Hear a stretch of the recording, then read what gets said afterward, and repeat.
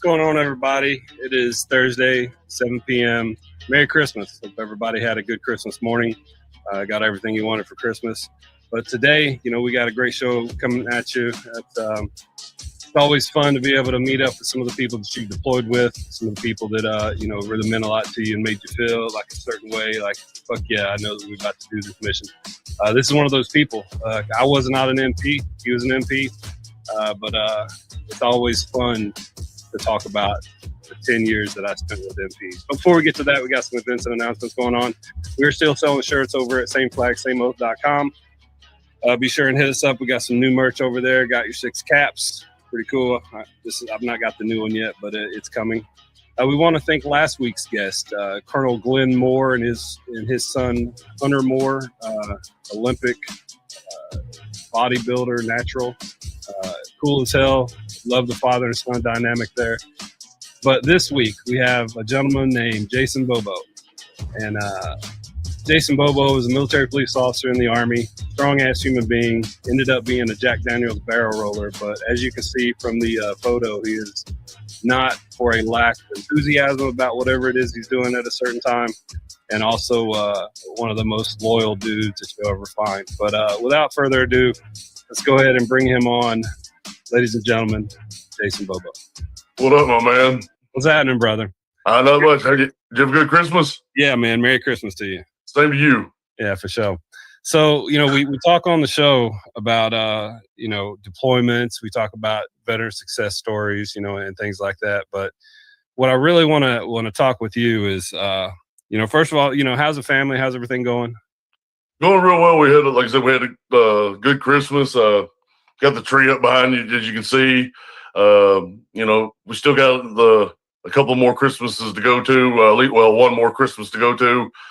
My side of the family tomorrow. So we're gonna have a good time. We'll have steak over there. Yeah, speaking of steak, we talk about the barbecue, and barbecue hills.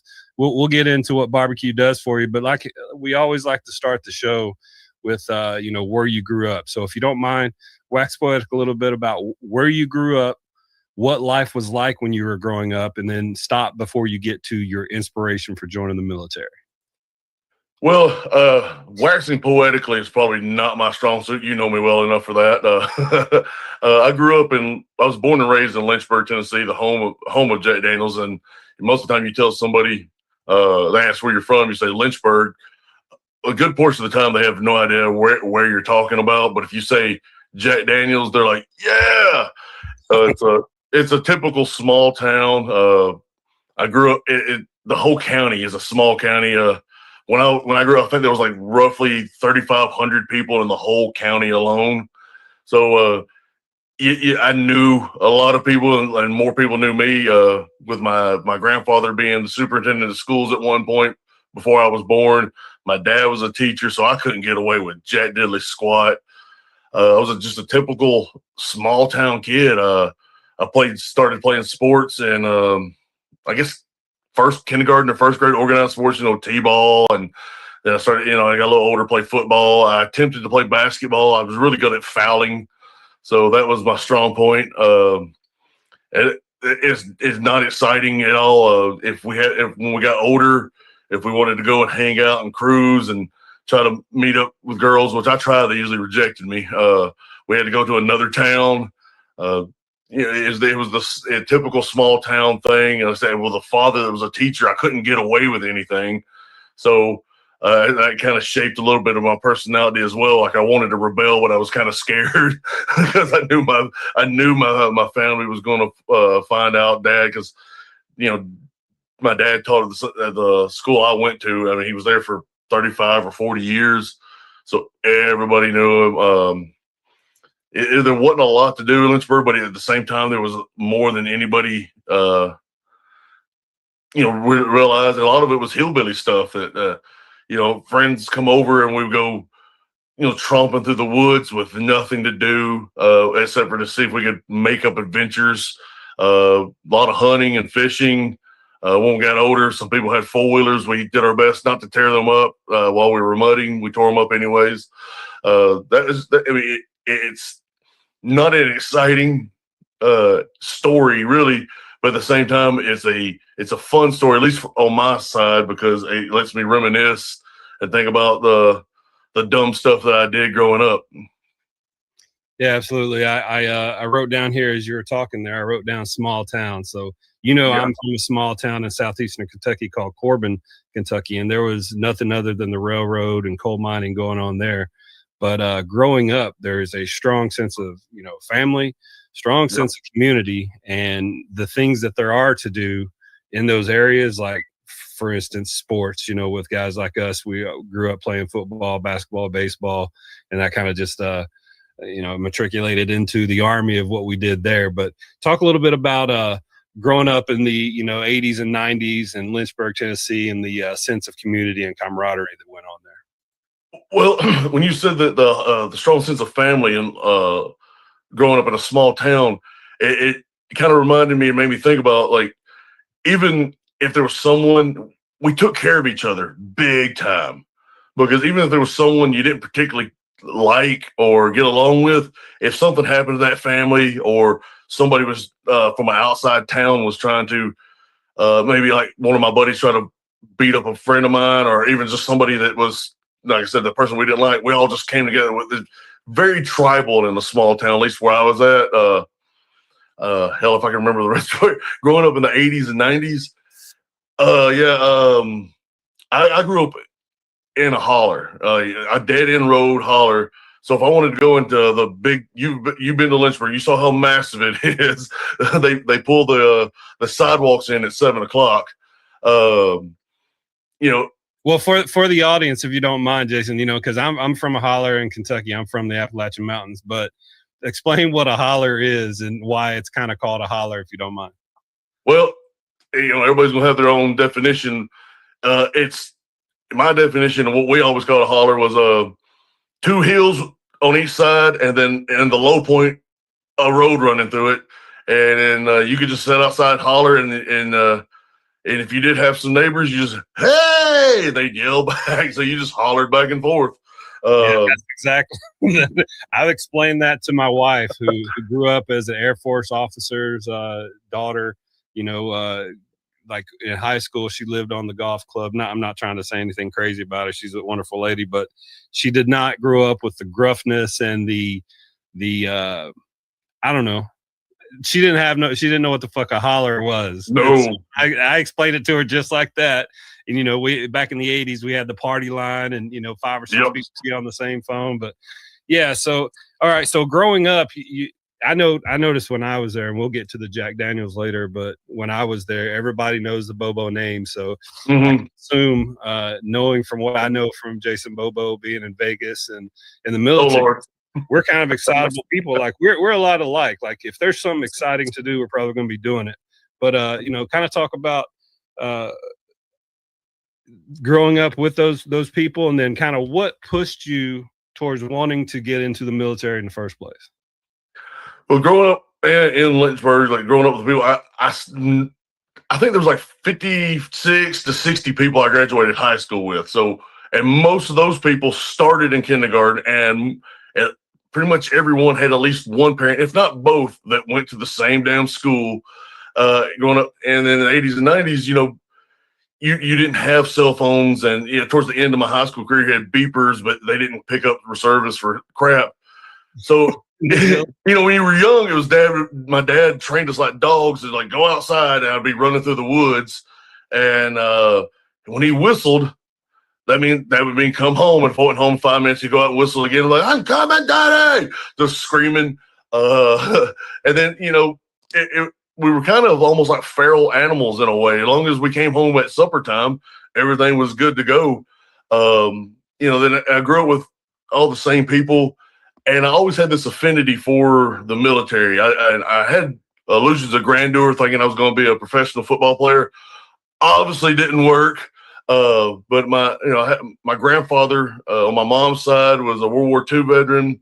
My dad was a Vietnam veteran. My brother eventually wound up being a veteran of Iraq and Afghanistan, but he was in the National Guard and Army Reserves, and some in the active duty while I was in my formative teenage years. So I sat around and listened to them tell stories, and they always told like the funny stories, like that stuff that you like to remember. And like when we sat around at the Jack just telling a bunch of dumb stories, I would sit there and listen to them. And I'm like, man, that just sounds like so much fun. You meet people and from all over the country and maybe all over the world, and that started a little the seed being planted that I probably didn't even realize at the time about maybe joining the military. And and being from a lot of people make fun of, but a small town in the South, pretty much everybody's patriotic. Even the non-patriotic people are pretty patriotic, and they don't even realize it. And then coming from a military family, people who have served, and I had a lot of uncles and cousins who were in the military.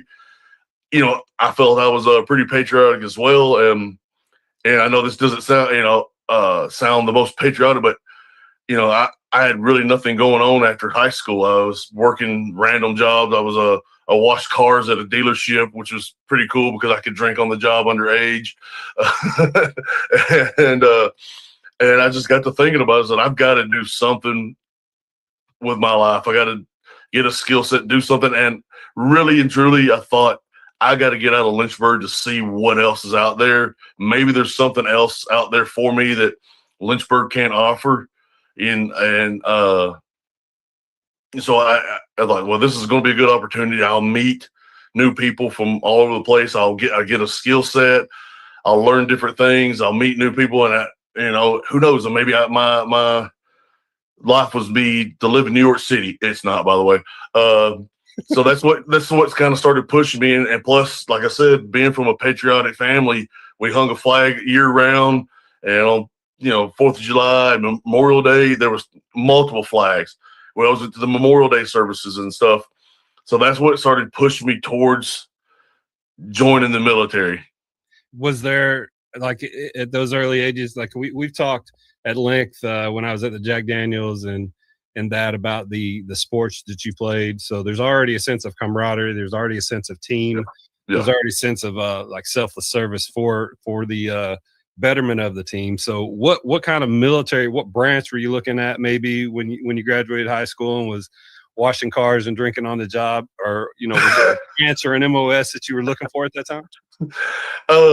Well, when I realized that I was probably going to join the military, one of the very few smart things I ever did in my life was talk to my brother, my dad, cousins, anybody that I knew that had been in the military, to try to get advice, what to expect, the whole process, things I should try to stay away from, things I should, maybe lean towards outside of what a recruiter is going to tell you. So that started the process. That's what I did. And, I had family tell me this. I had a cousin try his damnedest. He's the Army guy, by the way, tried to get me to join the Air Force. He's like, man, they live a lot better. And as we could talk about on later on deployments, the Air Force does live a lot better. I think that's why they're smarter than us. They live a lot better than we do. But for some reason, I guess because my whole family was Army, besides one cousin who was in the Navy, that I just was like, I'm an Army guy. I did talk to the Marines, but those people are a little bit crazy. Great people, but crazy.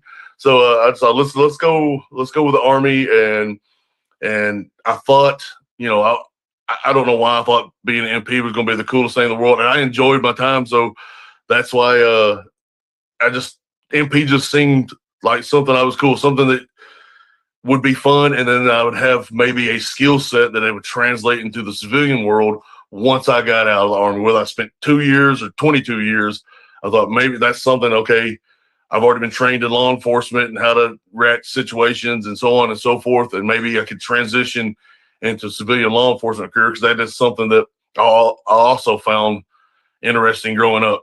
So that's the reason why I joined the MP Corps. Well, you would have been a fucking scary Marine. I have a picture here of you and I back in 2007. Oh, I remember that picture.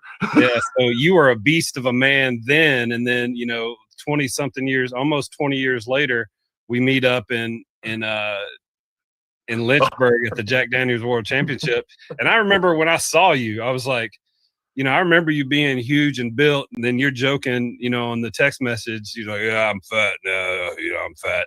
And I see you, and I literally, I'm like, holy shit, you're still built. So what does a day like? Let me lily pad on you. What does a day of a workout, or maybe a week of a workout, look like for you? Because how old are you right now? I'm 45. Yeah, so You're I'm getting 45, old.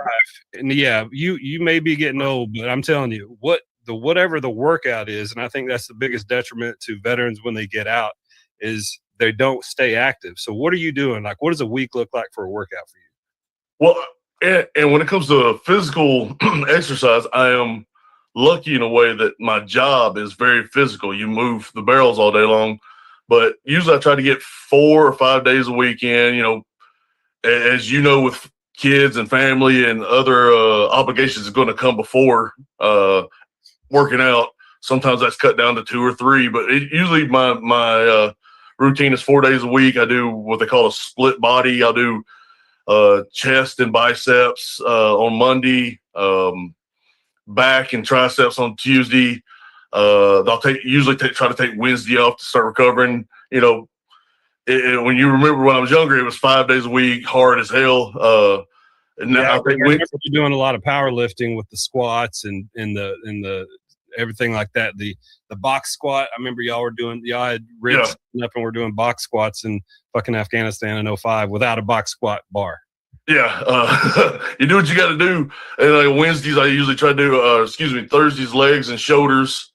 And then Thursday or Fridays is a lot of what I think I need to hit more. And I'll do some arms because I don't do a lot of arms on the day I do chest and back. So I do some touch up on them.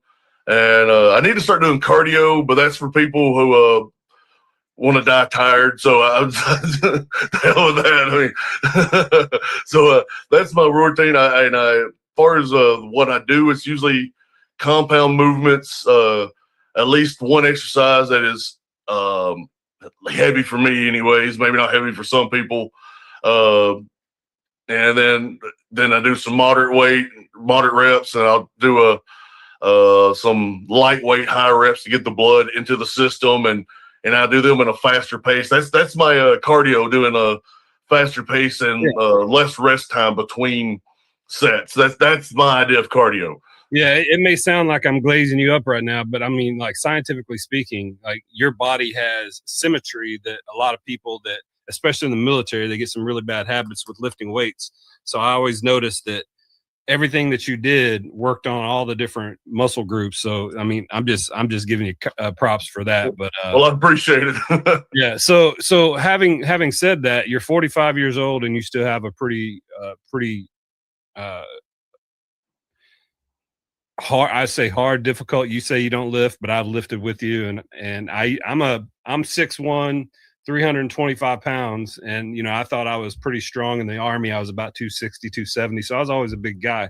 But I remember trying to do some of the squats, and I have a double fusion now because of you. No, actually, it had nothing to do with you, but I remember like me trying to work out with y'all for some days when y'all started doing that heavy lifting box squat and everything like that. Like the amount of weight you're lifting it now or then was crazy. I can't imagine what you're lifting now.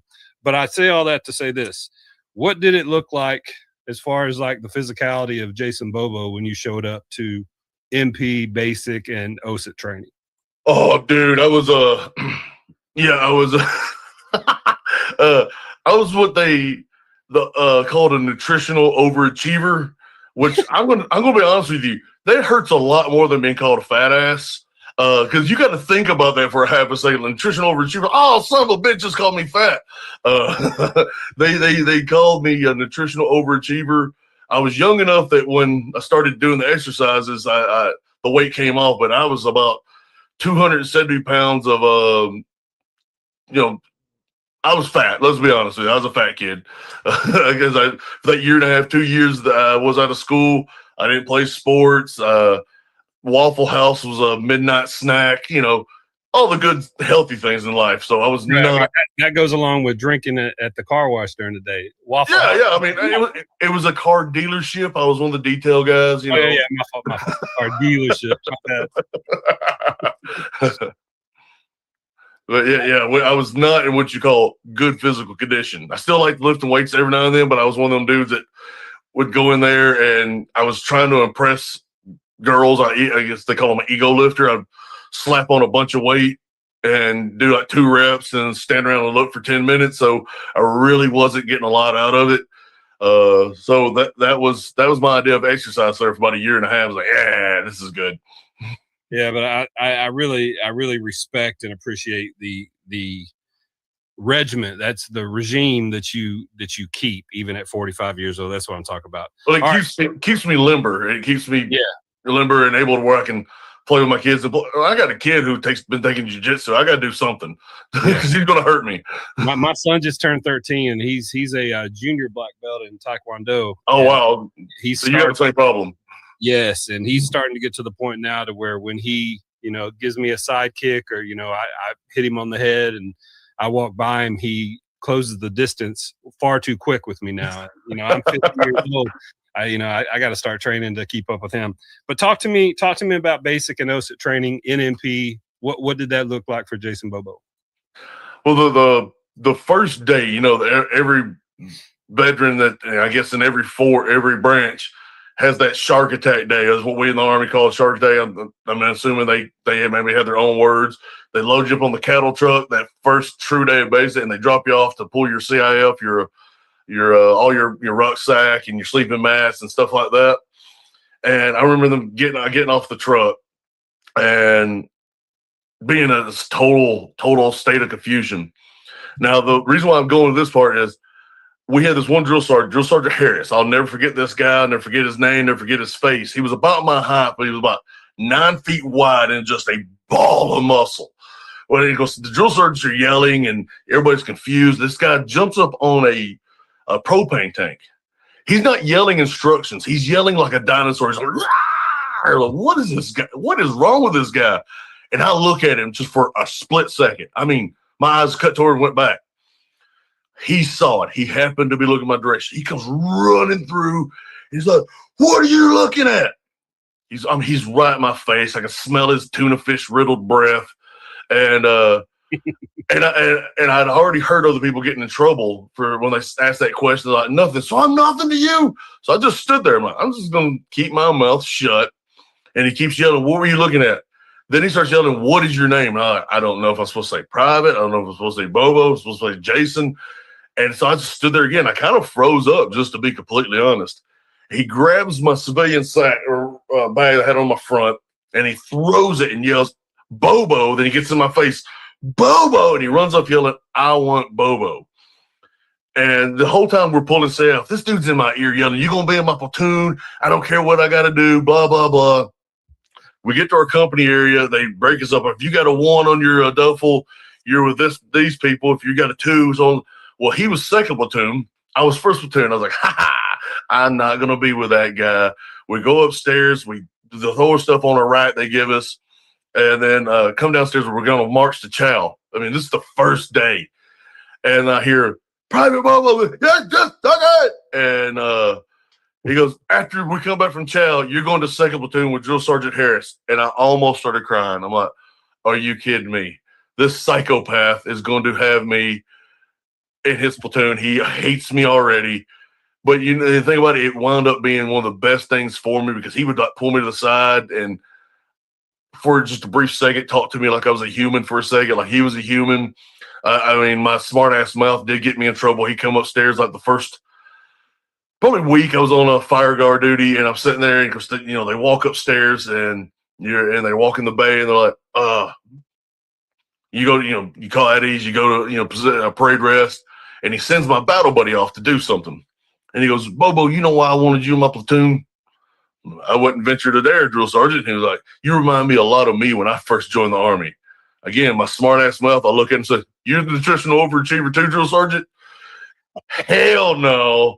Next thing I know, the rest of fire guard duty, I'm doing push-ups and set-ups. And like I said, I was fat when I went in, so like 7 push-ups was I was going into muscle failure. But after that, I started to adapt a little bit, because my dad told me, he's like, "Look, there's been millions of people that made it through basic training. You're tougher than most of them. if they can make it, so you can make it. So I use that as kind of my motivation. And then after a while, it sucks the first couple of 3 weeks because you're so confused. You haven't learned to play the game. You don't know what's going on, but you start learning, and then you start to kind of have a little bit of fun because you've met. Now you're talking to different people from all over the country. You start learning actually how to be the basics of being a soldier. The running, the jumping, the marching. How to handle a weapon properly, how to secure stuff, how to roll. I mean, I didn't know I rolled socks in properly until I joined the Army, but I figured out that there's a proper way to roll socks, right. And how they go into your drawer. I'm like, oh, wow, okay. I guess throwing them in there is not the proper way. And after a while, I really started kind of enjoying it. And looking back, it was a great time. During the middle of it, it's not the most fun because that's the point of it. And then you start, I did OSET training at Fort Leonard Wood. So then you start going into the AIT part, the military police side of it. And I'll never forget one of the Drill Sergeant Armstrong. He goes, man, it's like college privates. It's like college when you get into AIT. We're like, oh, cool. The only thing I noticed different was we were allowed to take showers after PT instead of smelling like a foot all day. So that was the thing that I actually noticed the difference between basic and AIT. But then you start learning the stuff to be an MP, how to handle yourself, how to walk, there's a certain walk that you're in the Army that if you see someone that was in the military, they have a certain walk about them, their manners, they stand up a little bit straighter than most people. They got better posture. And you start noticing these things and you start emulating your drill sergeants because they become like your parent there for however long you're there. And looking back on it, I could see the maturation process of becoming a soldier and a military police officer on top of it. So that was and then by then you're starting to actually enjoy, like, this is what I came for. I want to be an MP. That's what I'm here for. And yeah, I started enjoying that part of the process. Yeah, absolutely. I still remember my senior drill sergeant from basic training.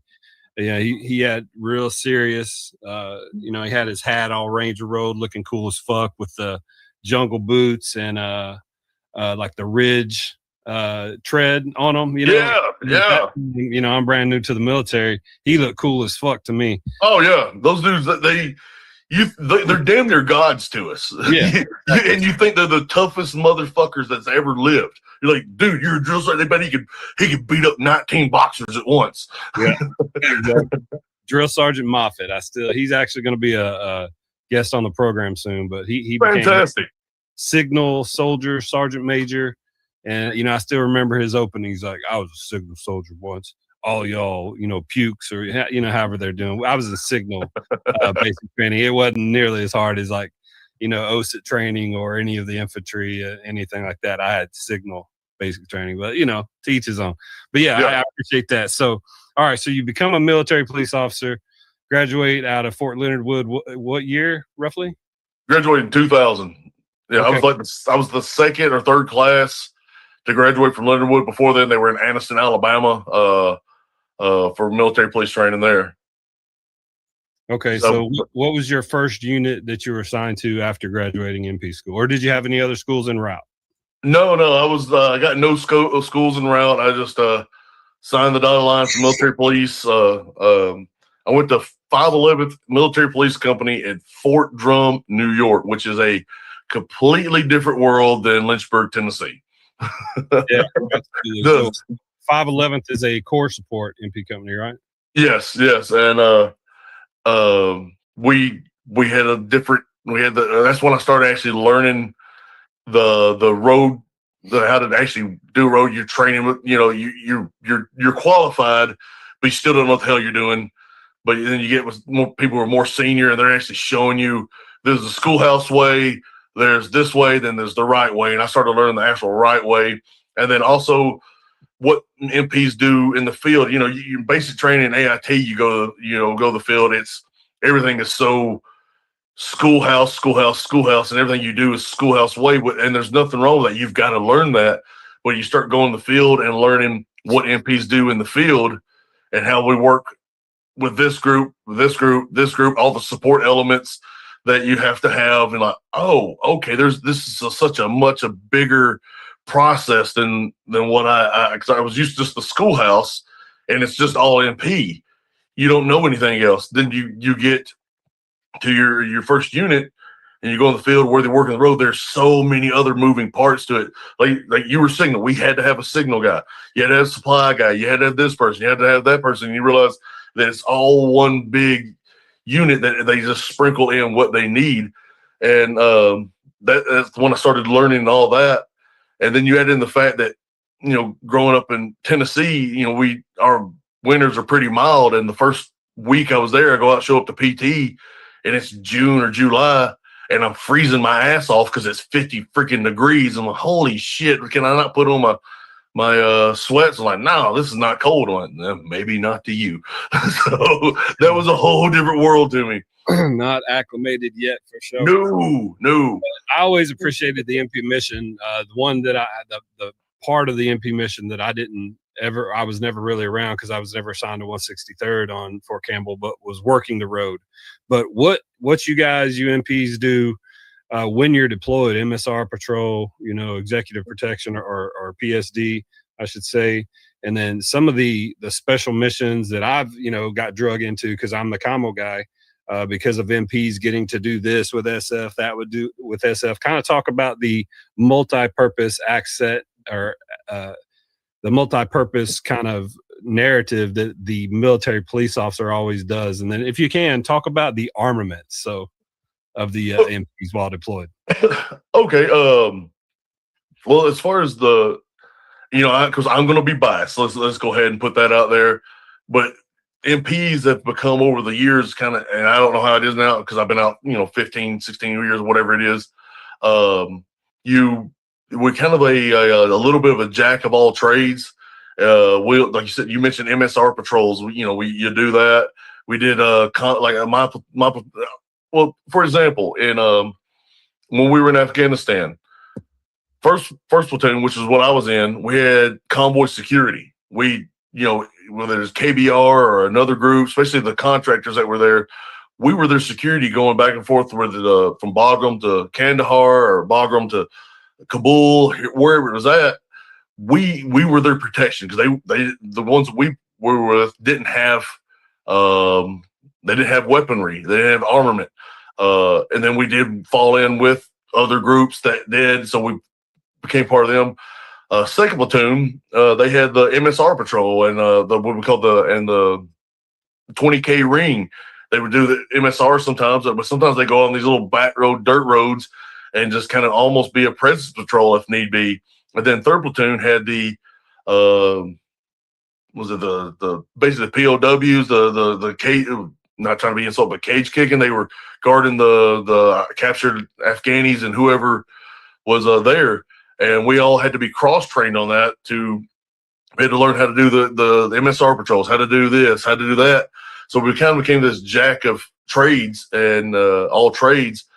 And then we, the armor, and then same company, 561st, when we was in Iraq, we all kind of did the same job. We knew we were going into it. We were going to be training and working with the Iraqi police. So we had to learn a little bit of diplomacy, and we couldn't just go in and start demanding. We realized, okay, this their country. We're trying to help them, and we kind of take charge when there's need be, and sometimes we got to let them take the lead. So we worked with those guys. So that was a different than any of us had done in our first deployment, the first deployment of 561 since it got reconstituted. As far as the armament go, the ROE is going to dictate everything.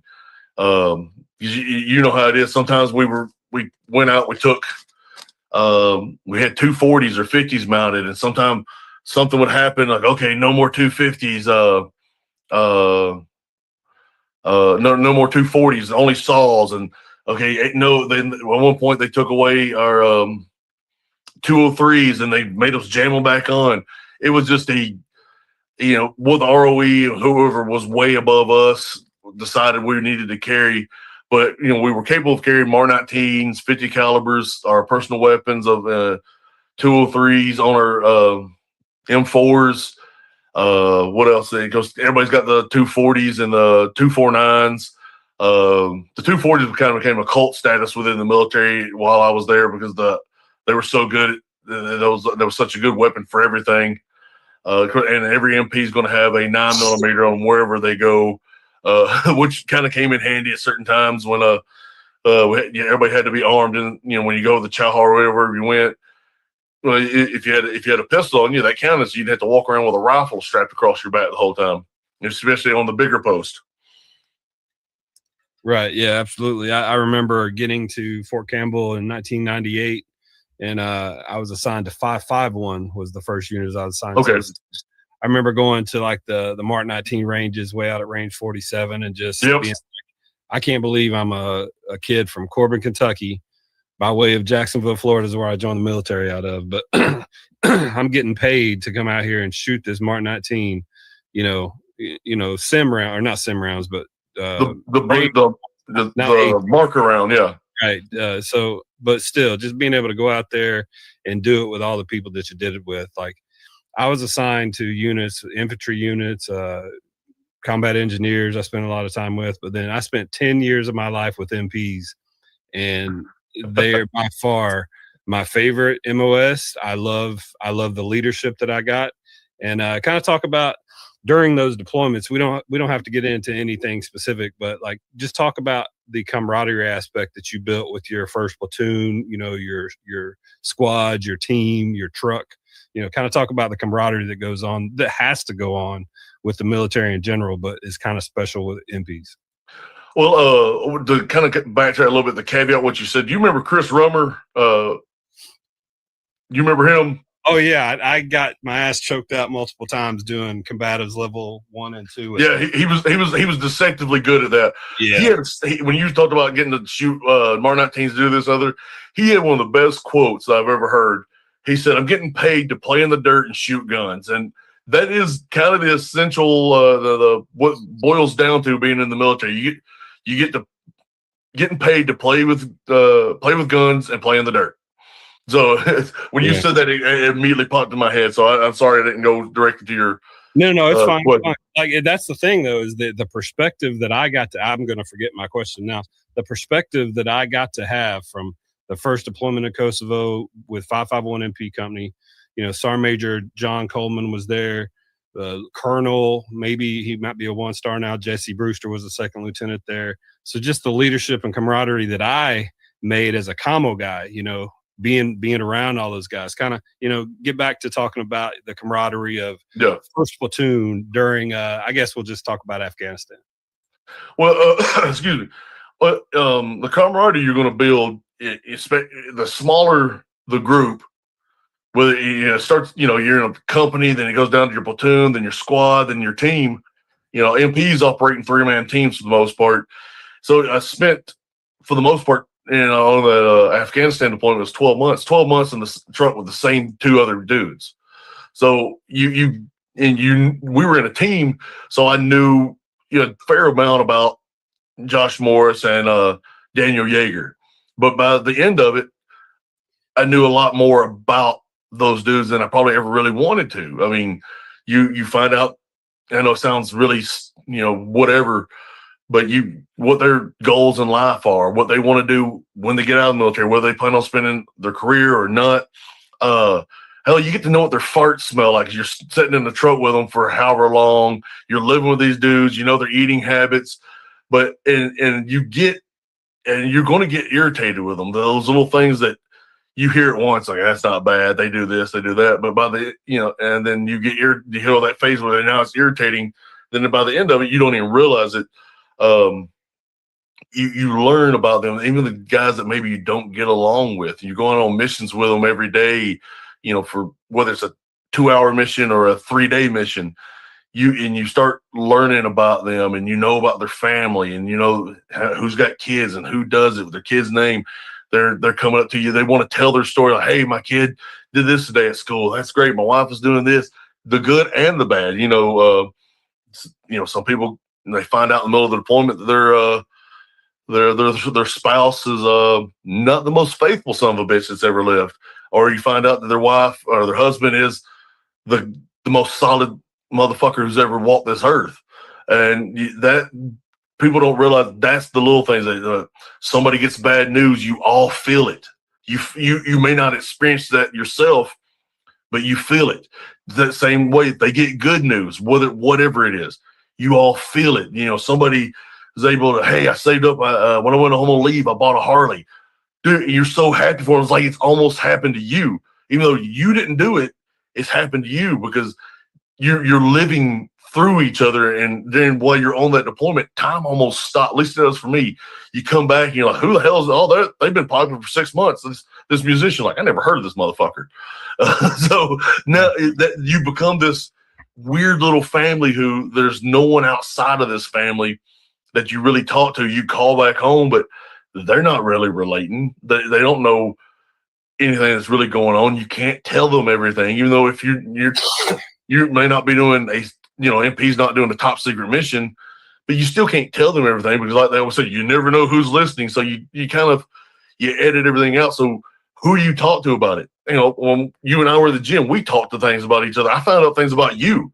Like we both got the kind of little OCD thing about our weights. When we stack the weights on the bar, it all has to be facing the same direction, the same weights at the same place. We both had that little OCD. I remember we were doing squats, talking about that, and we had those weights that kind of interlock. And if they weren't interlocked, I can't do this weight.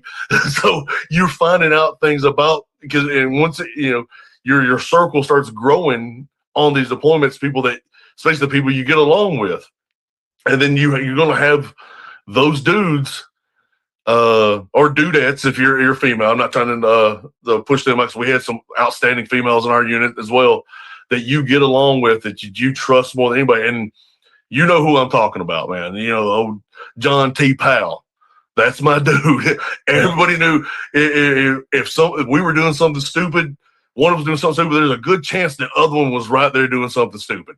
So that circle you have, that it's hard to explain. It's hard for me to articulate properly about the camaraderie that's going to build on a deployment that will maybe carry on through the rest of your life. Like you and I, we went, a couple of years just barely talking, maybe a message on Facebook, and then we see each other in Lynchburg, and that's carried on because within like 3, I give you a hug, and we look at each other. Yeah, that picture right there. We recreated a picture from Vegas, and that picture, we gave each other a hug, and we backed up, gave each other a hug, and we talked the pleasantries for a few minutes, and then it was.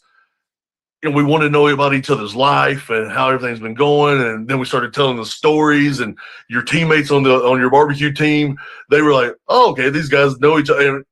And, we didn't see each other for a long time, but we moved back in that groove, really almost instantaneously. And that's the thing I like about. Let me rephrase that. The thing I love about the people that you meet in the military, that you're going to always have that bond that.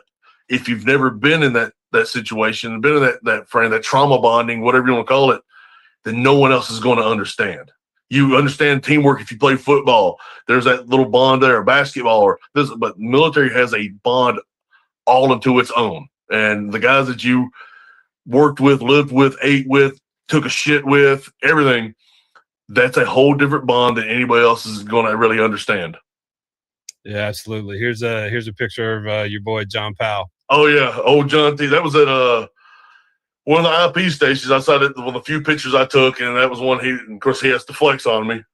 Mm-hmm. Yeah, I remember y'all. I mean, that's the thing, is the dynamic nature of the MP, because of the situations that y'all are thrown into, like having to train the Border Patrol. I remember y'all are doing ABP.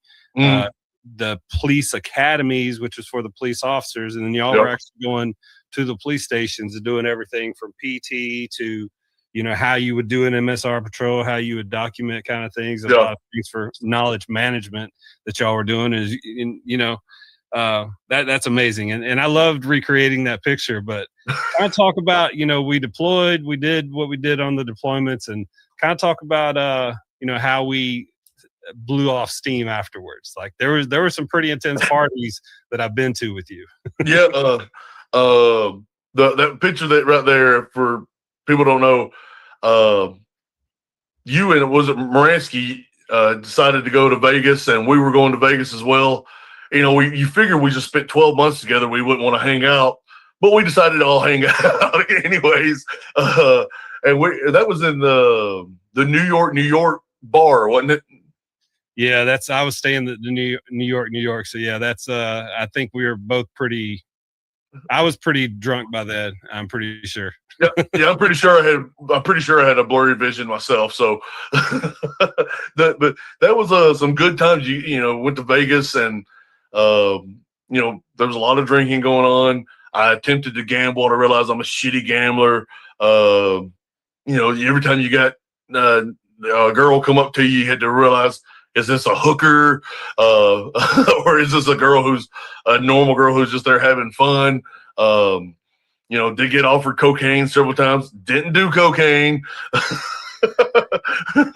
But I remember yelling like, "What are we going to do? Like hookers and blow." Hookers and blow. Yeah, I just remember the way that each and everything that we were experiencing at our separate groups when we would come back together and meet on like the casino floor. Yeah. Shorthand, you know, kind of a hot wash of what everybody was doing. So it'd be like, oh, y'all did that. Oh, y'all did that. You know, saw the Blue Man Group, and y'all were seeing shows and things like that.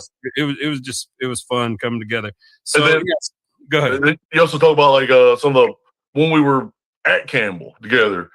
You know, Ed seemed to always have always had a party scene going on, and we both were friends with Ed, so we wound up at a lot of the same parties. And we always be like, Ed, you got to make wings, because that dude can make some badass wings. And then it turned into a big drunk fest. I've got a picture somewhere of me holding your feet on a keg stand and you holding my feet on a keg stand at Ed's house. That one where you lived, I can't remember the little neighborhood he lived in, but it's the same thing.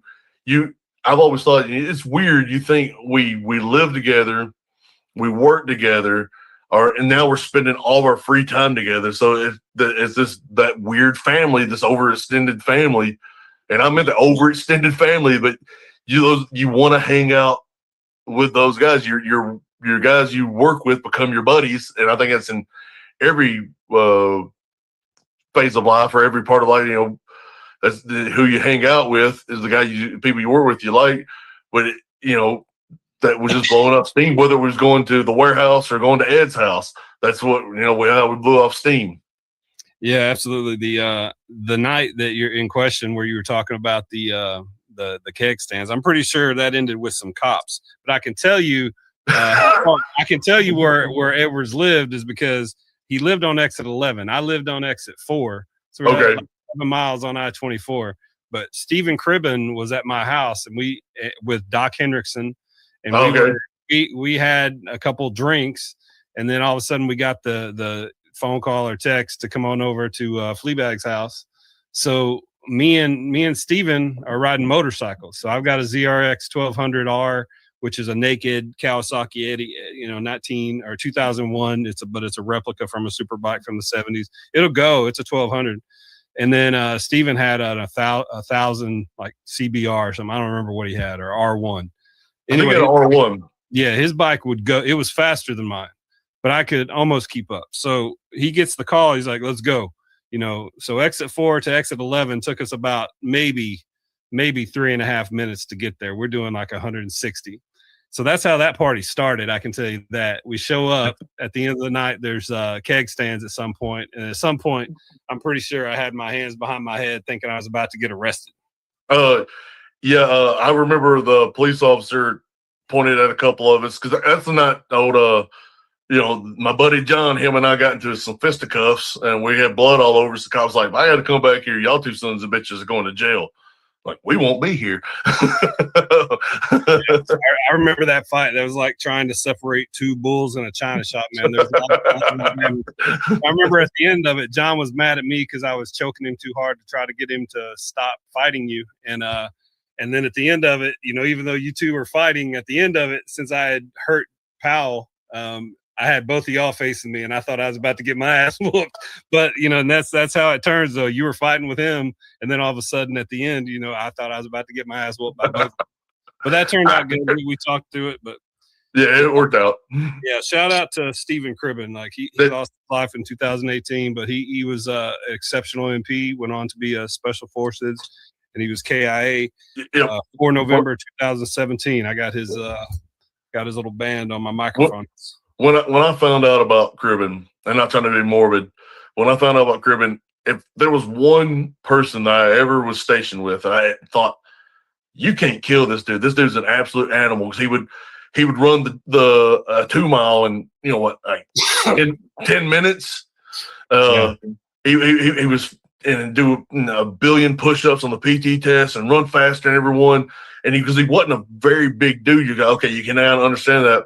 Then he would come to the gym with me while I outweighed him by 60, 70 pounds, and he's working out with me. Like, this dude's not human.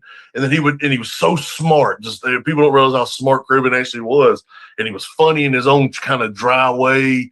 And when I found out that he was trying out for Special Forces and he got selected, that was absolutely not a shock to me. It would have been a bigger shock if I found out that he had not got selected and had not made it through the whole Q course.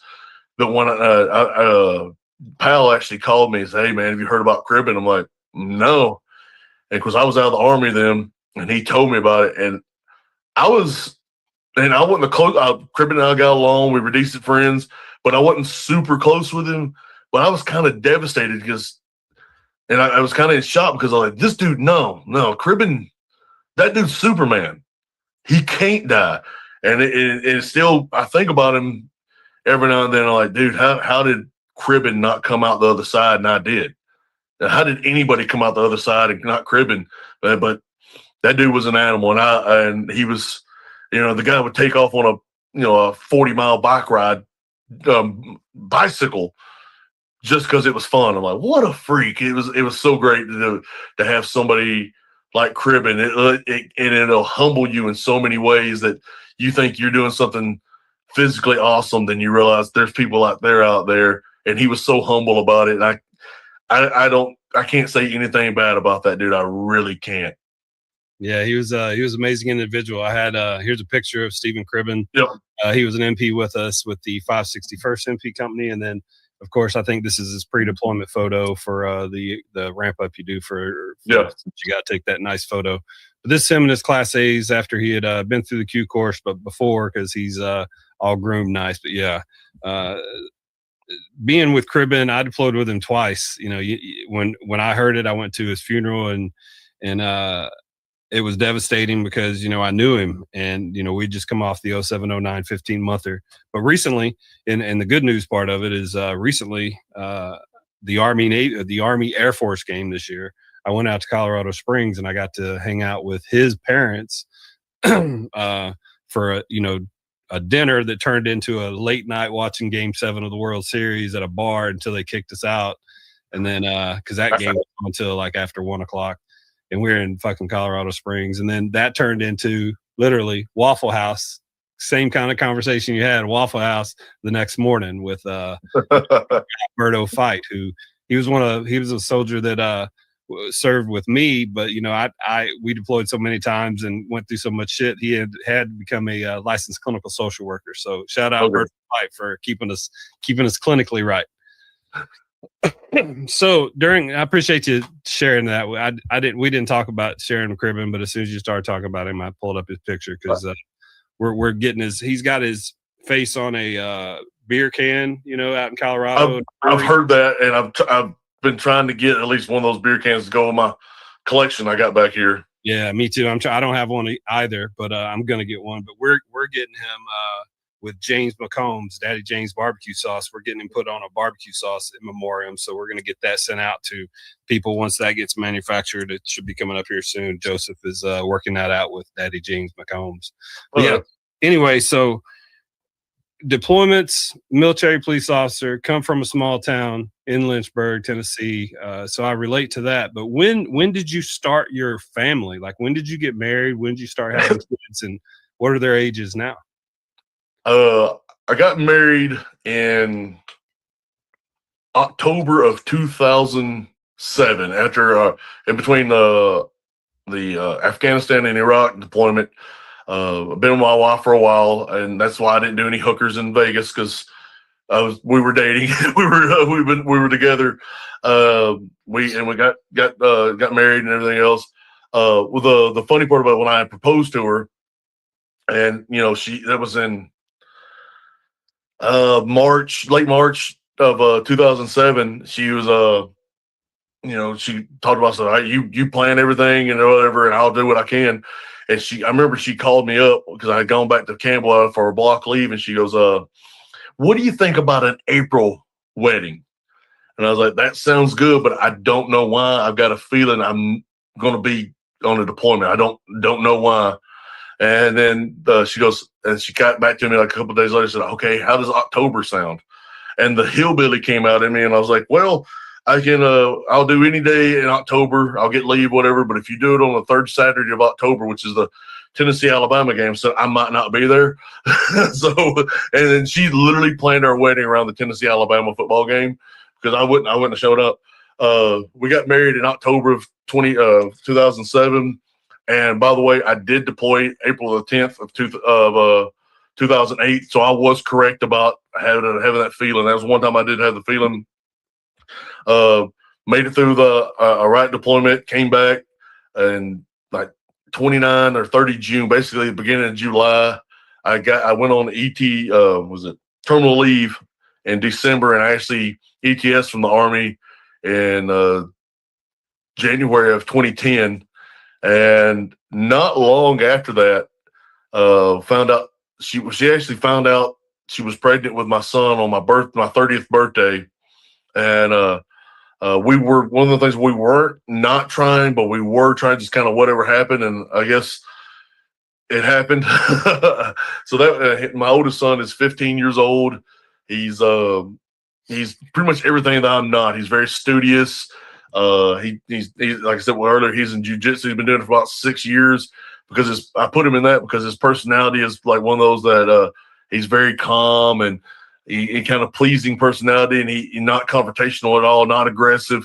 So like, okay, this kid, he's going to be prone to get bullied and picked on. And I put him in jiu-jitsu 6 or 7 years ago, and now I'm kind of scared of him because now he's thin, but he's about 6'1", almost 6'2". So he's eventually going to choke me out. So I'm going to have to bite the shit out of him when he's doing that.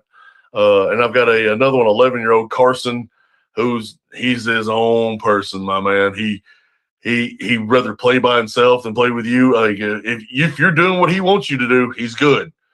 But as soon as you're like, hey, let's do this, nah, I'm going to go do this. He's just his own person. He's 11 years old. He is in 6th grade. And he's got a little more of me in him. He'll get a little bit more upset about things. He's a little more emotional. But my wife and I have been together 18 years now. 18 years now, married.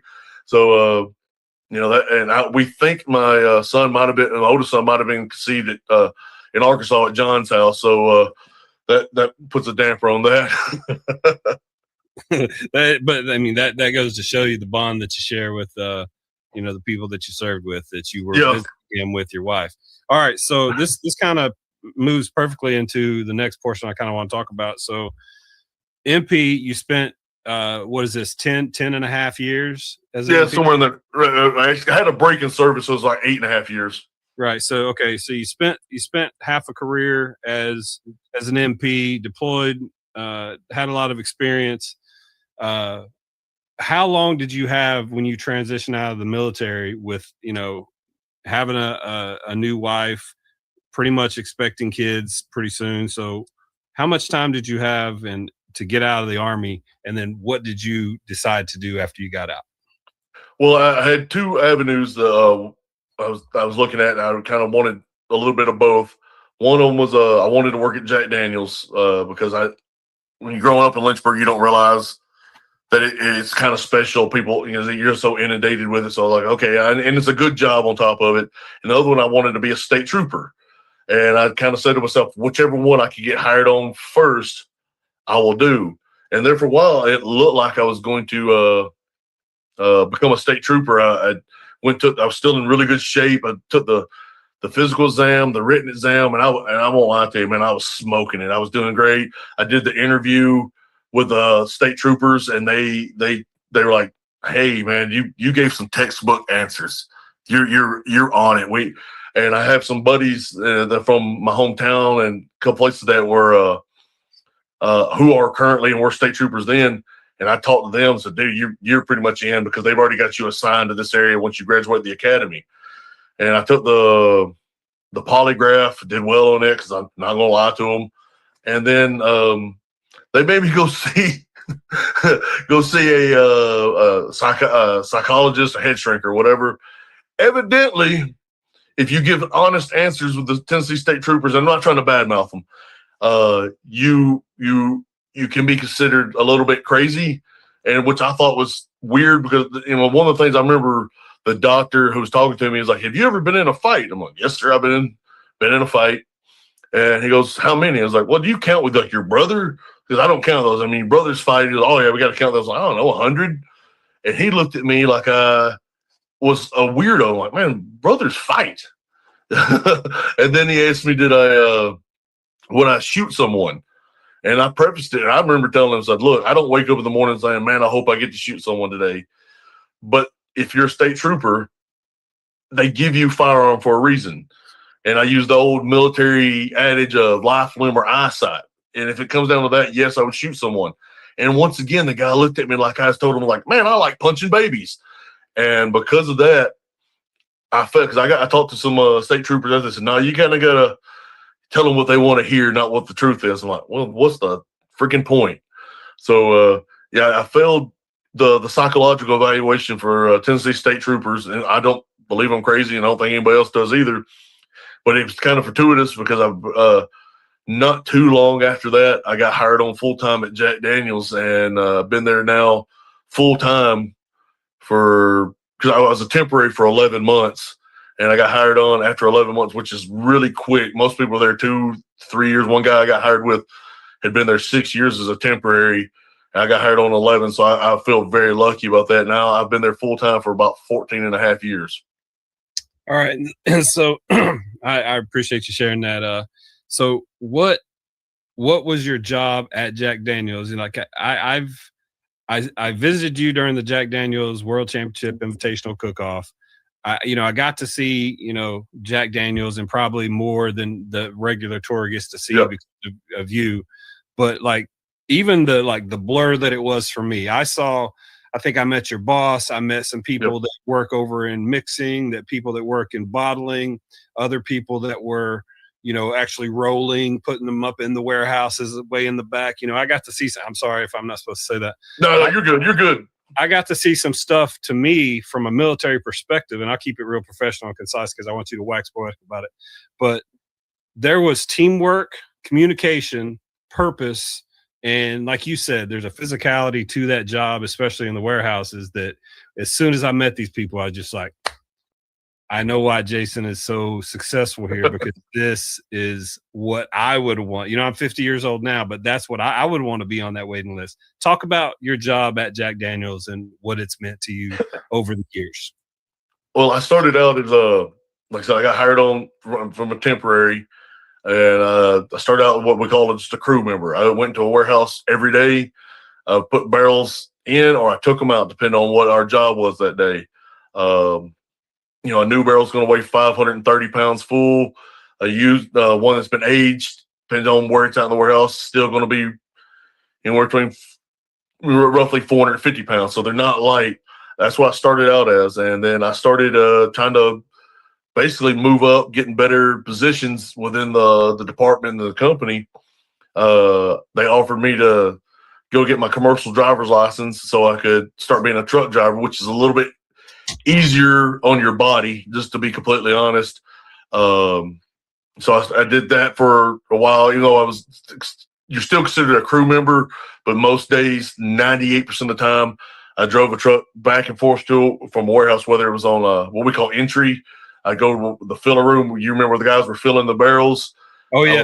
I would load up a truck with that, with new barrels, take them to the warehouse, help unload it, and the crew would actually put it in the warehouse where it's supposed to be.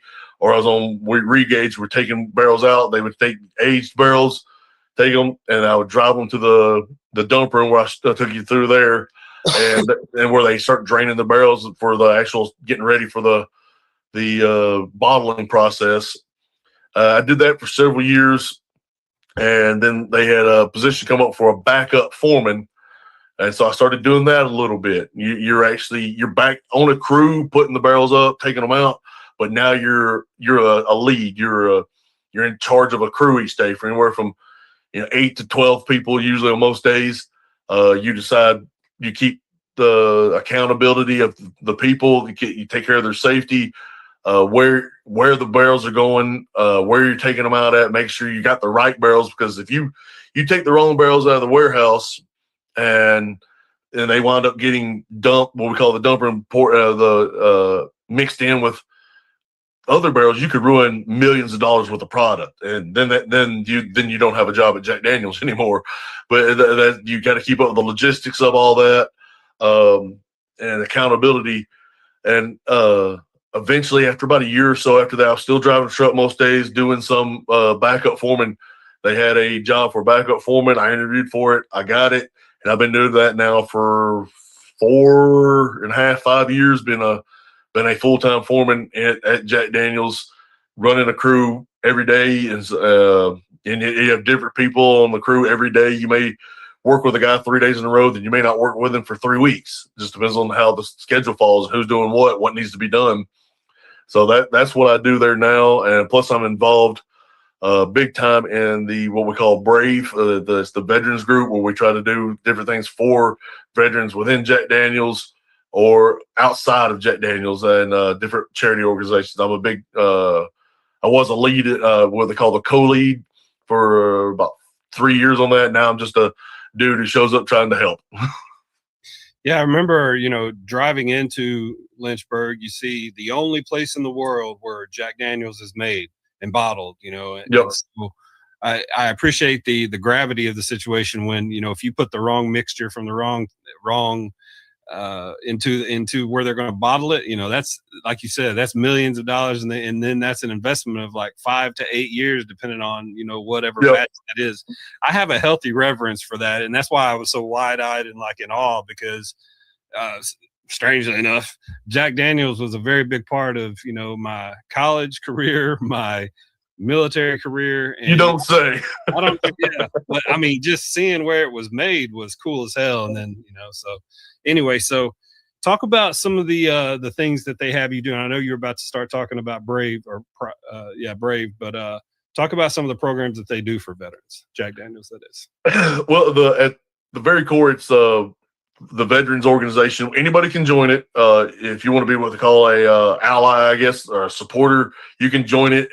But it is designated more and geared towards more veterans.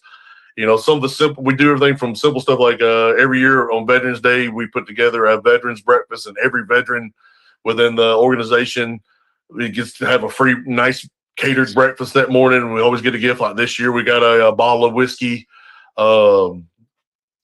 We've taken, for lack of better terms, field trips. Last year or 2 years ago, we went to with Charlie and Hazel Daniels Center in Murfreesboro, Tennessee, at the Middle Tennessee State University campus. They have people who basically help veterans get benefits, help them, whether it was help them with college or VA benefits. So we set that up, and so we can take our veterans throughout the Jack Daniel's community to learn the opportunities that are out there available to them that some of them really just don't know. And then we do a lot of charity work. Next weekend, I'll be doing, we setting out wreaths across America. We help organize and get that going. So, and it lines up with when Arlington does it. We set wreaths out on the graveyard there at Lynchburg for all veterans, not just ones who died in combat, but just all veterans. We set wreaths out for them. Every September, we do the tunnel. We are a huge organizer of the Tunnels to Tower, which helps Tunnel to Towers organization. Honoring the firemen and first responders that go on September 11th and ran into the building. We do a 5K. As we talked before, I'm not going to run in it, but I help get it set up. I take my golf cart down there. I'm kind of the medical / water guy. I make sure everybody's okay. I ride up and back and forth the whole 5K several times, handing out water. I did have somebody this year getting twisted ankle, so I brought up my little medical pouch that I learned the basic medicine. Got over their feet, took them back to the actual more paramedics are there. That's a big event. And Jack Daniels is one of the biggest sponsors of the Operation Ride Home that there is right now. We're huge into Operation Ride Home, and I've worked with that every year I work with them. And I don't know if you know what that is. It helps junior enlisted service members from all branches get home. A lot of the big time is the holidays, Thanksgiving, Christmas, New Year's, but also for big events like a death in the family and or a birth that was kind of unexpected, whatever. And it's for junior service members, the people who have the least amount of money, and their families. They give them basically a lot of times airfare, whether it be from Fort Campbell to Washington State or from Korea to Tennessee. If there's a death and some emergency stuff like that, Jack Daniels starts out with $100,000 donation. We partner with Armed Services, YMCA, and throughout the year we raise money. And any money that is raised, Jack Daniels goes ahead and matches that as well. So we do fundraisers for that at the Jack Daniels Barbecue. If you've made it over the Squires tent, we usually pull in about $10,000 to $15,000 from donations, and we'll sell little trinkets, and people will just donate money because it's hard to say no to a service member trying to get home to see family. Yeah, that's for sure. I know that when I got there, I told one person who I was looking for, and they're like, "Oh yeah, I know them." But everywhere I went, because of the fact that I had a certain tag around that said, excuse me, that said I was on a cook team. And most people would be like, "You're a veteran, aren't you?" And I would be like, "Yeah." And then maybe because I had the accent, but I just felt so at home there in Lynchburg. Yeah. It's a great place. What did your name tag, or what did your tag say? What was your job? This year, usually I do I work the Operation Ride Home tent, but we had enough volunteers this year. I was asked to work the actual judges tent, and my title, quite literally, I think I got it outside right now. My title, where yours said cook, your team, mine said heavy lifter, is because when they bring the some of the stuff, like especially for the cook's choice and dessert, y'all know how y'all did y'all's. Y'all set on this nice platter, made it look nice, and yet all this stuff, the presentation of it, some of that stuff can be quite heavy, and a lot of times you have older men and women who are your head your table captains, and they can't carry some of that stuff because it can be kind of heavy. So my job was to carry the stuff to the tables for the judges and for the table captain, for the judges to judge. But my title was quite literally heavy lifter. Yeah, and I remember I had we turned in some amazing stuff. I didn't. Oh, y'all did. Yeah, the only thing that I technically cooked was the steak. Like I put it on the steak. I put it on myself. Tom Clark told me. Tom Clark, the Texas pitmaster with DC's Good Old Boys, told me when to turn it, how to make the marks. But afterwards, he's like, "Yeah, that's about a $300 steak." I was like, "Man, you let me cook a $300 steak at the World Championship?" But yeah, that's again, you talk about the team, but yeah, that shit was heavy carrying some of those ones. Yes. I didn't touch the dream. The open, like that thing was heavy. So I'm glad they had people like you doing it. But I felt like a fucking rock star, by the way, Lynchburg as a whole treated me, and then definitely the way that the Jack Daniels tour. I have a whole bag of stuff that we still have on the RV for the team RV. Clark's RV. But all that stuff is there. Like I remember I got a barrel, I got a not one of the commemorative ones, but I got one that was actually on the floor or something. And one of the bungs, the bungs, yeah. And then the big thing with the cook-off is you get your bung drawn with your team name on it. So the bung that I got off your floor, I actually gave it to Tom and Jen Lee. So shout out to them. They got it on the RV. And then I know Matt Johnson, the one of the other hosts, got the. Like I left. I had like all kinds of bourbon I'm carrying, and I gave that real nice bottle of stuff that you told me, hey, be careful when you drink that one. Yeah, the barrel proof. Yeah, it'll get you. Matt Johnson, so I can't be drinking all that. But So okay, so we've covered life growing up. We've covered your military service. We covered the transition.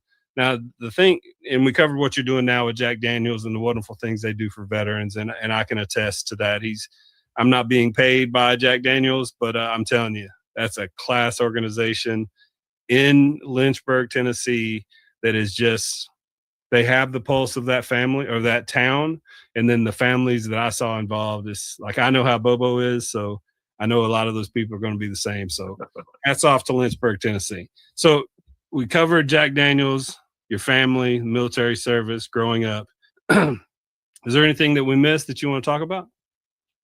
I'll just go back a little bit. I want to brag on you. That steak, you gave me a sample of your steak after I didn't get to sample it until afterwards. You did a fantastic job on that steak. It was cooked and seasoned to perfection. And I think I told you this, but I want everybody to know that's going to watch this.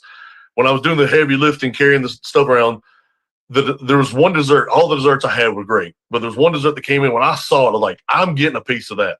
I don't care what I got to do, who I got to stab. I'm trying that right there. It was a cheesecake-ish like thing. Had this like a handmade chocolate old number 7 medallion on top of it. And I'm like, I'm going to try that. I don't care because I don't know who's bringing in what. And I was able to over there to get it. And they're like, the judges, they take their one little bite. Yeah, I straight up ate a whole piece of that. I got the beaties from just eating that because I was like, and at one point I went straight fat.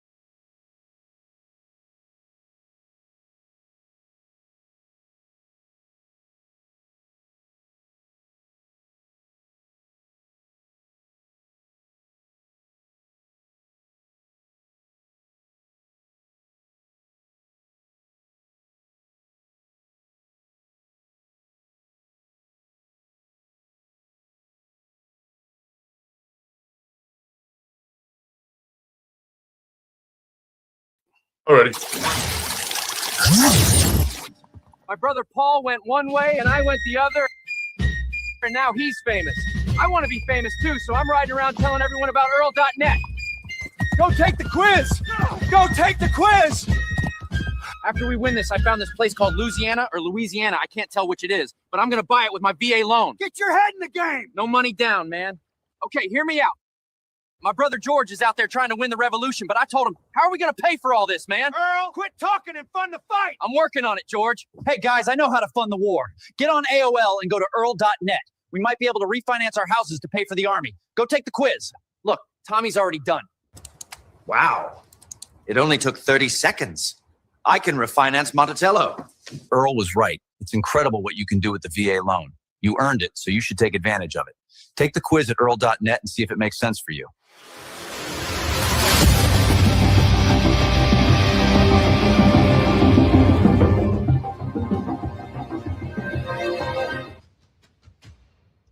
All right, so we're back. All right, so this is the part of the show where, it's called the Triple Threat Vet Hot Seat. So this is where we're going to ask some back and forth questions. Feel free to wax poetic, expound where you want to, and then where you don't, we'll just move on. But just give me the first thing that comes to your brain. All right, I've always talked about on the show how music really stores a lot of the emotions that we feel. a lot of the emotions that we go through. So kind of wax poetic. What was your favorite pre-mission jam? Walk With Me in Hell by Lamb of God. And then why is that special for you? Well, it was one of my workout. It's on my workout thing, and it just kind of gets me going and puts me in a right frame of mind. Maybe you should listen to something a little bit easier, but I've always been kind of a heavy metal dude, and I figure if you're going outside the wire, you need to be all your senses need to be alert, and that song would make my all my senses come to the forefront. The sight, the hearing, even the smell would wake up. So if you're going outside the wire, I wanted to have all my senses on dialed up to 10, and that song would do it. Plus, it's a badass fucking song. Yeah, no doubt. I always listen to Metallica or Led Zeppelin was usually what I listened to before I got ready. Not bad at all. Yeah. What is the most unique place on earth you've ever visited?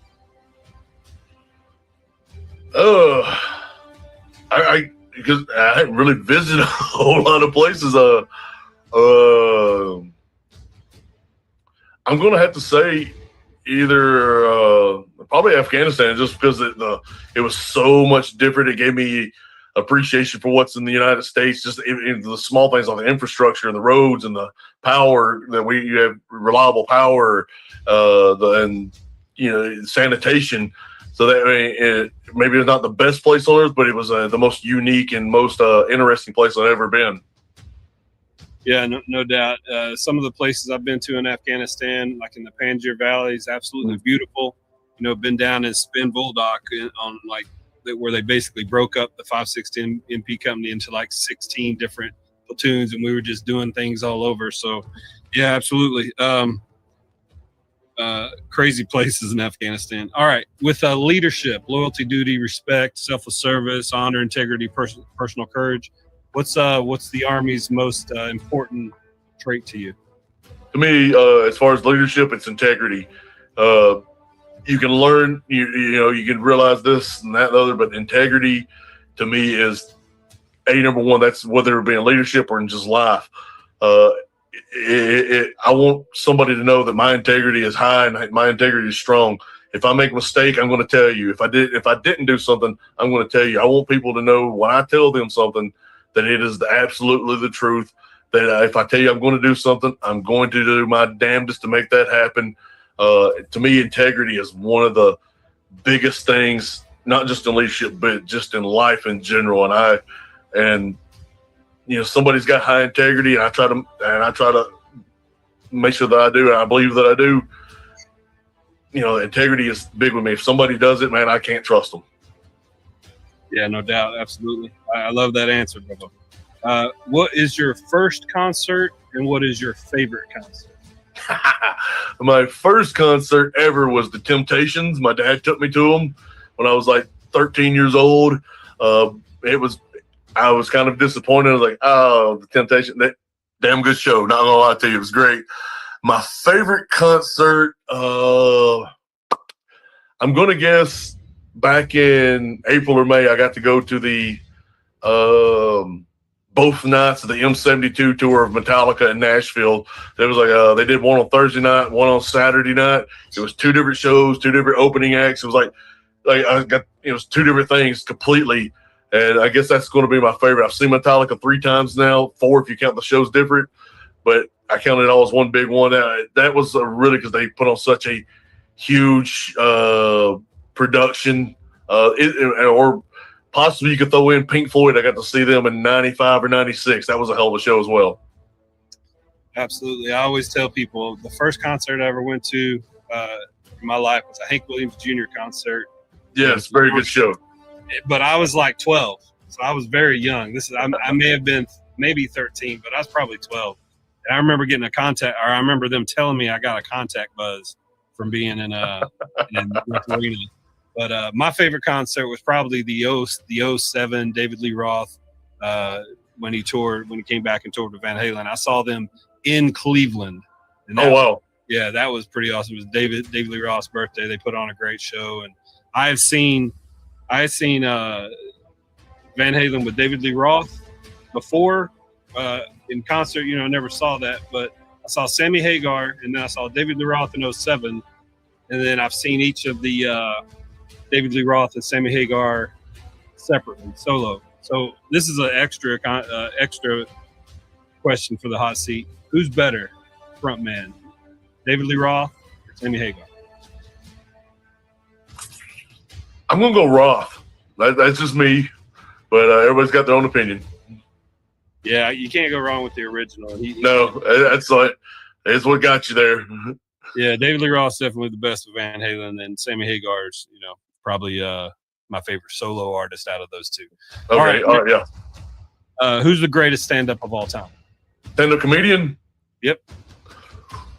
Wow, there's so many to pick. Greatest stand-up of all time. Well, I mean, you can name so many.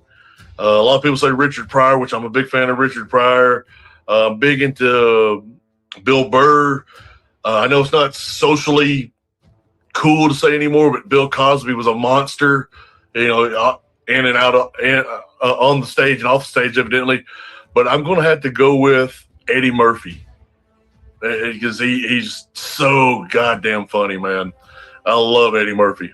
And he was so young when he was hitting it. Everybody was like, "Oh, you're not 40 years old yet." Dude, he was 21 years old when Raw came out. He was a monster, and to me, he may be the best ever.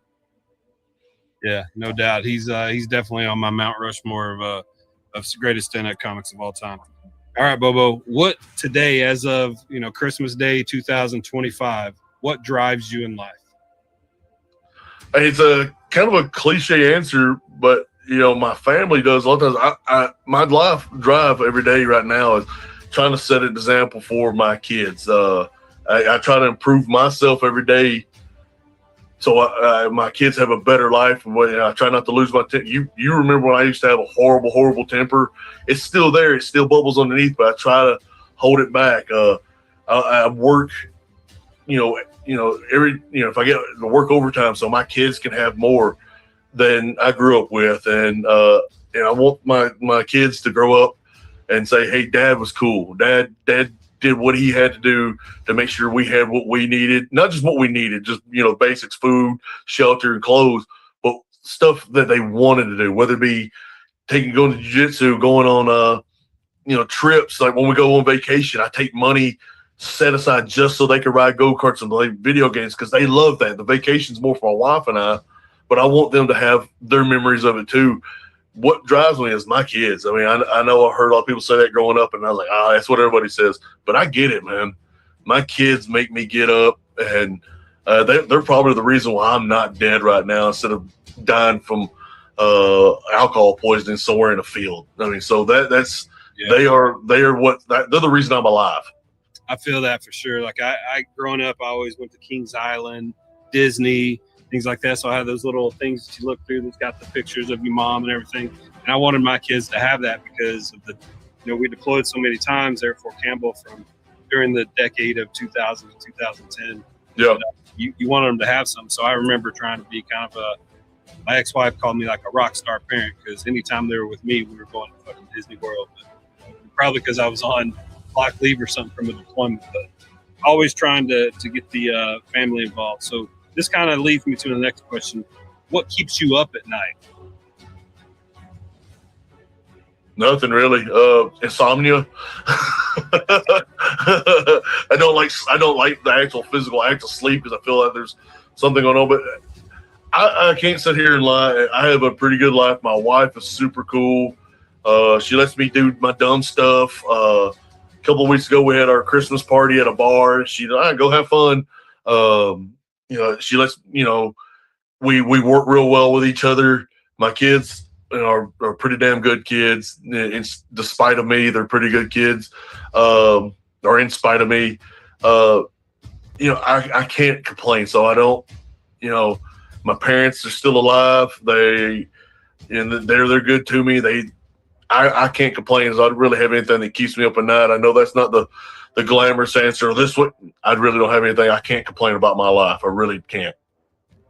That's an amazing answer. Like the sentiment that I got from you when we served together was that you were a protector of the people in and around you. Yeah. And I can tell just from being around you for a couple of days during the Jack Daniels is that not only do you have a pretty tight protective bubble on your family, but it extends really to your community. Everybody knows you, and everybody knows that you're going to do what's there. So it would make sense that you don't have anything keeping you up at night, because you've always, to me, man, you've always just been switched on. You know, it's we can do something 4 o'clock in the morning, 12 o'clock at night, in the middle of the day, and you're always going to have the energy and meet people where they are. And that's what I've always loved about you is, you know, not to get sappy, but you remember how certain people, like you talked about, some of the people maybe you not like in the platoon that you still had to go on missions for. Yeah.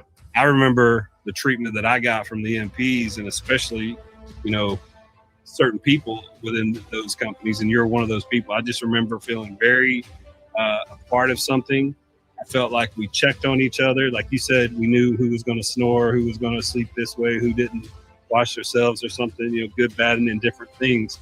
But the bond that we have, like you said, we saw each other in Lynchburg, and after about 2 or 3 minutes, everybody just separated because they knew we were two veterans just trying to wax poetic. Yeah. That is what I love about it. Appreciate that. So we kind of talked about, you know, your drill sergeant Harris. Talked about Cribbin as a military hero, definitely one of mine. But you know, we've had a lot of my senior leaders from the MP Corps on the show. Kind of wax poetic a little bit about some of the military leaders, their traits. You can mention them by name if you want to, but the traits that you appreciated during your time. Well, one of my people I really looked at as an example of leadership is old First Sergeant Lonnie Lochner, that big bald-headed bastard, and I've turned into him. Now I'm the big bald-headed bastard. That dude, when I think of a first sergeant, that's the guy who I think about. I had other good first sergeants, don't get it wrong, but that's the dude I think about. He was, you know, he left you alone. He allowed lower leadership, whether it be team leader, squad leader, platoon sergeant, to do their job.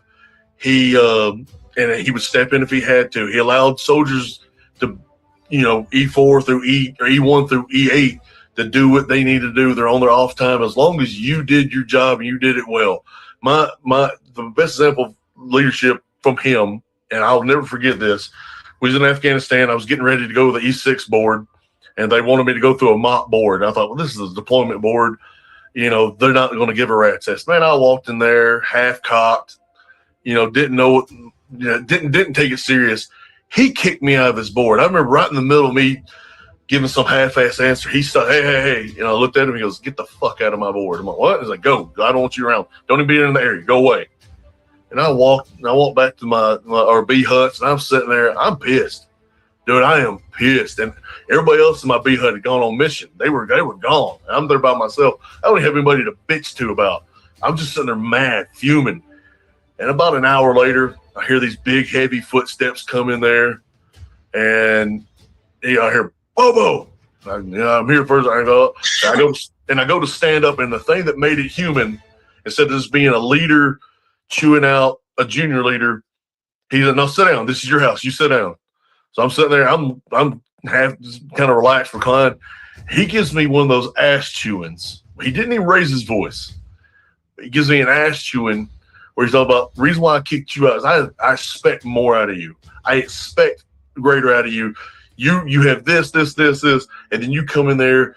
It's like, no, that's not you. You didn't take this serious. You're better than this. And by the end of this ass chewing, a man-to-man, not a first sergeant to a sergeant ass chewing, but a man-to-man ass chewing, I was glad he gave me that thing.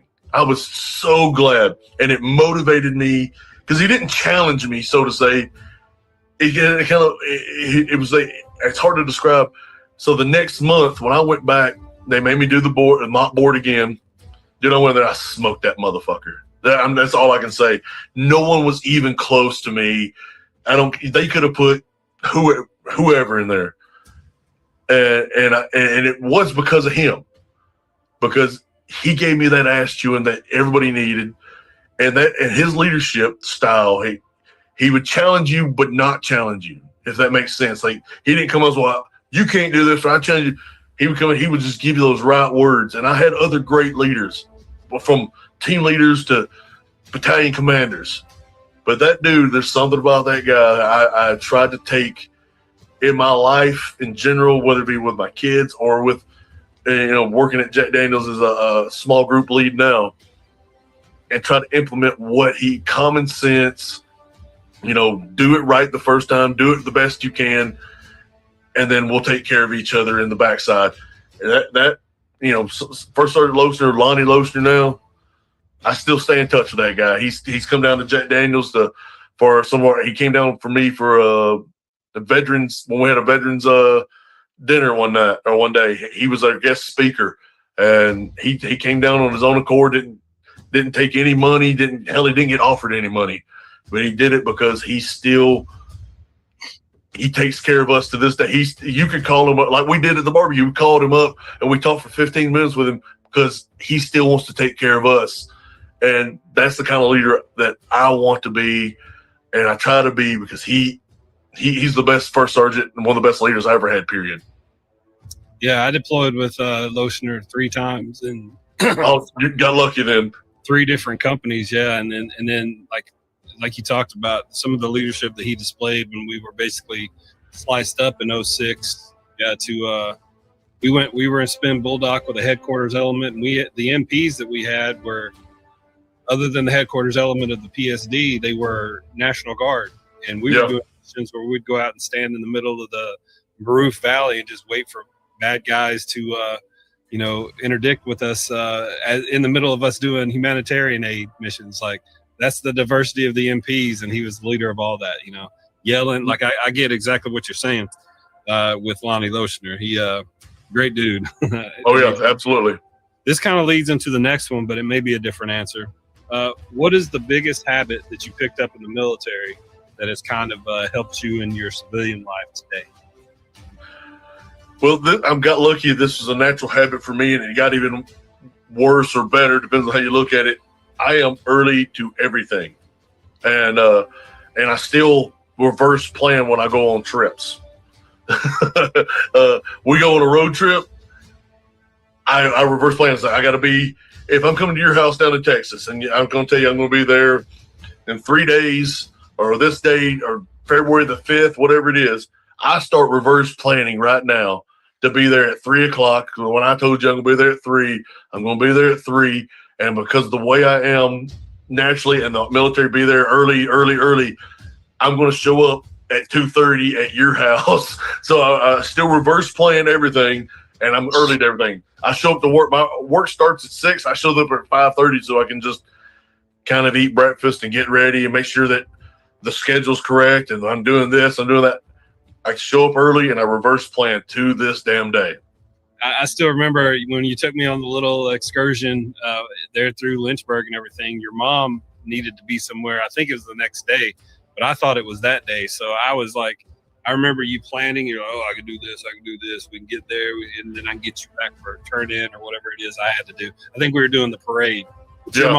Your mom had to go somewhere, and I remember talking to your mom on the phone about what your day looked like, and is it going to be crazy or not? And I was like, no, ma'am, it's going to be just fine. All right, this is a big question here. This is one that a lot of the triple threat vet platoon kind of has some consternation about. Lots of arguments about this, but who is the greatest?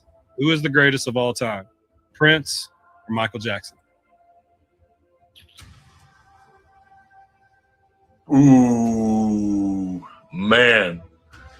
Prince, see, there's advantages to both of them. Prince, both of them had that cool factor, but obviously Michael was a better dancer because he's one of the best dancers ever. Prince, one of the greatest guitar players. So you're going back and forth. I think it's just going to be stylistically, who do you like better? And because I'm not a good dancer. You could. It's a coin flip, but I'm going to have to go with Prince because he had that. Because part of it was everybody thought he was gay, but he got the best looking women ever. Yeah, I remember. Yeah, I remember the twins from the Cream video were pretty. Oh, smoke shows. When I was that age, I got a little video here.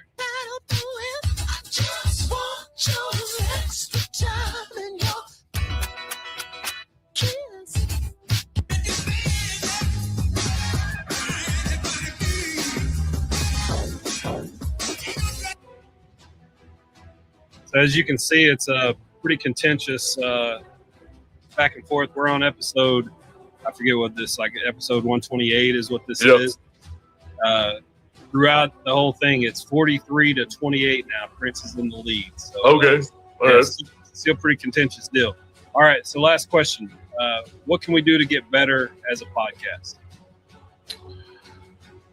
I can ask you this because I'm on a podcast. So I can ask you the same question. I've enjoyed this time. You were on time. I was on time. So that makes a big deal for me. I've enjoyed it so far.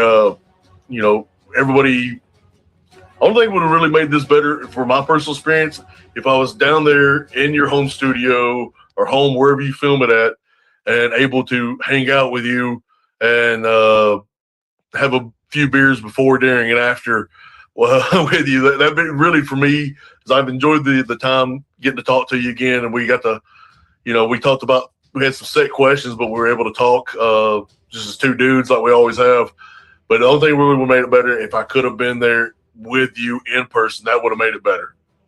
Yeah, that's the point we're trying to get to. I've talked to Matt and Al, and we're trying to get a trailer that, I do another show on Wednesday called the So Smoking Gooder Show, which is about, competition barbecues. Yeah. So one side to be So Smoking Gooder Show, the other side to be the Triple Threat Vet Podcast, and we just want to travel around to all the different barbecue places and, pull up on people like in Lynchburg, Tennessee, and do the interview right there from our little trailer, and have, Starlink and all that kind of stuff. So that is exactly what a lot of people have said that matter, their opinions. So that's what we're trying to do pretty soon. But hey, man, I appreciate you so much. You've officially graduated from the Triple Threat Vet podcast hot seat. Let me put graphics back in here now. So anyway, this has been our Christmas podcast. I really appreciate you coming on. Like you said, it's fun to be able to, you could put me and you in a room, and I think we don't have to have much planning. We're going to be pretty entertaining. So I agree with you completely. We were like, hey, let's do this podcast. All right, what are we going to do? Here's what we're going to talk about. Okay, it's good. And then that's a funny thing. You said how on time you are. I think you told me one time, I'll be at your tent at 11 o'clock or at 12 o'clock. And I remember looking at my watch, and he should be here soon. And I looked up, and that's when you're standing right there in front of me in time. Yeah, man, I appreciate it. So before we get going here, before we close out, I want to make sure, it is Christmas today, Christmas night. Hope everybody enjoyed their Christmas. From the people here at the show, it's been a great year for 2025. We want you to like, share, subscribe, follow. We love the comments we get back from the Triple Threat Vet Platoon. We love all the people we've been able to talk to, and leaders and a lot of leaders from my military career. It just makes you feel good to be able to wax poetic with them. But hey, Bobo, do you have a Christmas message for the people? Oh man, just enjoy your time with your family. If you have time off, enjoy it. Merry Christmas, I guess, is the main thing. Enjoy yourself, my people. And also, it's Christmas in Lynchburg. We got to have a shot. Oh hell yeah! So yeah, I don't have any Jack Daniels on me right now, but that's all right. It's the one thing that we did plan through. I got some April 1 bourbon. It's a group of veteran-owned business that Navy guys that we had on the show about a year ago. Oh really? Yeah, small batch April 1 bourbon. This is what I'm gonna be drinking today. Hey, send me a link to that on when we get off our take. I'll give it out a shot. All right, for sure. I already poured mine up. I'm drinking, since it's a special occasion, I'm drinking some Jack Daniels 12-year-old. There you go. Hey, here's to us rekindling, being able to just pick up where we left off. Here's to all the people we missed and have lost over the years. And I appreciate you so much, brother. Have a good one. Hey, nothing like it. Hey, Christmas night, 25 December 2025. Had a great show. Stick around there for a few minutes. I'm going to drop you down. But, oh, man, that was a good one. Yeah. I've not had a shot in a while. I hadn't had one since about 30 minutes before the episode. So stick around there in the green room for a minute. I'm going to close this out real quick. But, ladies and gentlemen, Jason Bobo, Army military police officer, currently works at Jack Daniels, one hell of a strong human being, but more so than that, one of the most loyal friends you would ever want to have in the event of the zombie apocalypse. So, Jason Bobo. Hey, so, you know, I've loved this. We didn't have Al and Matt on the show tonight because they're off doing stuff with their family, but you can't ever pass up a time when you can hang out with people from your past, especially in the military. There's such a bond. Merry Christmas. We'll see you next week for the Happy New Year show. That's If you or someone you know is in crisis, contact the Veterans Crisis